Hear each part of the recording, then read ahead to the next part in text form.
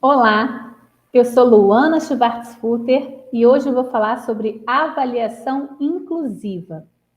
Esse foi um tema que eu falei na live do Congresso Brincar. Porém, contudo, não deu tempo de falar tudo. E aí eu trouxe um pouquinho da continuidade do trabalho, falando um pouquinho mais sobre dicas, dando um pouquinho mais de sugestões. Então, se você gostou desse vídeo, assiste até o final e vai lá para a live do Congresso Brincar. Avaliação inclusiva, como avaliar pessoas com deficiência. Então, já te faço o convite.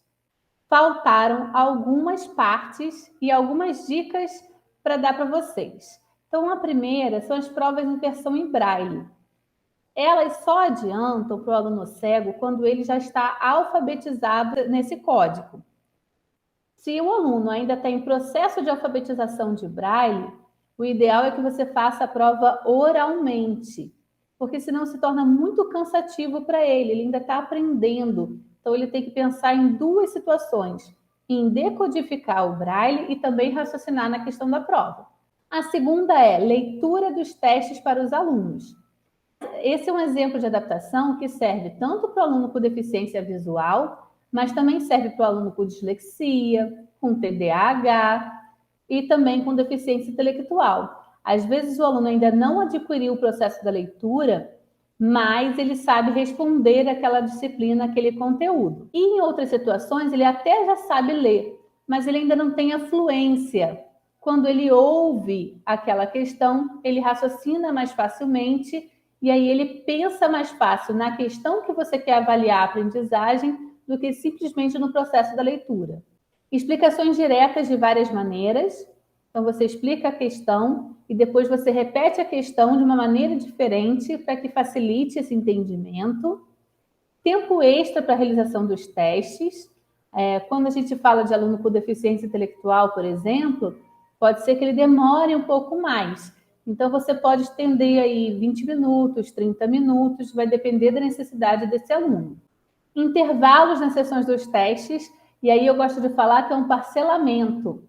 Você vai fazendo a prestação a essa prova. Um momento você faz uma questão, dá um tempo para esse aluno descansar, diminuir às vezes aquela ansiedade, faz outra questão. Isso pode ser no mesmo dia de aula, né? E aí ele faz em pequenos períodos, ou ele faz um dia uma questão, no outro dia uma questão, depois você junta e forma a prova daquele aluno. Uso da tecnologia assistiva, e aí a gente tem inúmeros recursos. Use e abuse desses recursos, vai depender da necessidade de cada aluno. Orientação para o aluno por meio de sinalização, que são as libras, né? O aluno que tem deficiência auditiva, o surdo, que também já conhece o processo da libra, que já é fluente na língua, e aí a gente faz uso do intérprete. Se você não sabe Libras ou se você está aprendendo Libras, busque o auxílio do intérprete, porque pode ser que você passe a questão de uma maneira equivocada e que você também interprete o sinal do aluno de maneira não muito correta, né? Então, se você está aprendendo ainda, eu sei que às vezes a ansiedade é grande, você quer se comunicar com o aluno, mas o momento da avaliação para traduzir as questões para o aluno não é o ideal para essa prática. Respostas ditadas por um assistente, um escriba.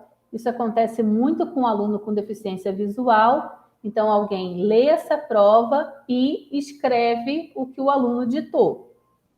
Isso pode acontecer também para alunos com dislexia, porque tem essa linguagem prejudicada, e alunos que tenham deficiência intelectual ou autismo, que não conseguem ainda escrever, mas que já conhecem o conteúdo e conseguem se comunicar oralmente. Realização do teste em um lugar tranquilo. Isso é o ideal para alunos com autismo, que tenham alguma sensibilidade quanto ao som, quanto à quantidade de pessoas, mas também pode ser para alunos com TDAH, porque a distração pode ser muito grande em sala de aula, alunos com fobia social, por exemplo, alunos às vezes com síndrome do pânico, e aí a gente pode colocar esse aluno para fazer a avaliação em um lugar mais tranquilo, com menos pessoas, para que ele possa se sentir mais à vontade naquele espaço e aí ter a aprendizagem dele verificada com facilidade. A realização do teste em vários dias.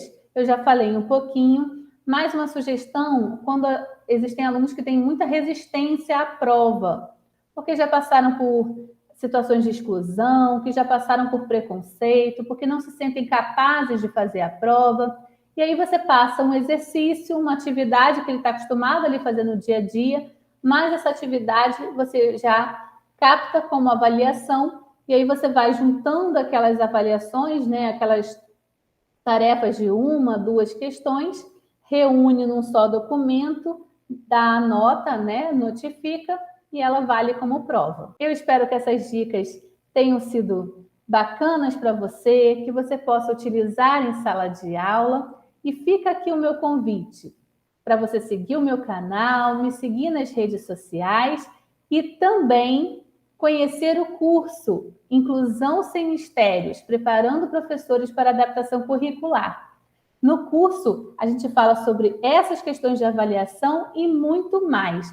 A gente fala sobre as várias deficiências, os vários transtornos de aprendizagem, sobre planejamento, sobre todas essas questões de adaptação curricular. Então, se você quer saber um pouco mais sobre inclusão, se preparar melhor para a diversidade em sala de aula, fica o meu convite para conhecer o curso e para trocar experiências comigo. Eu sou Luana Schwartzfutter, vai ser um prazer conversar com você.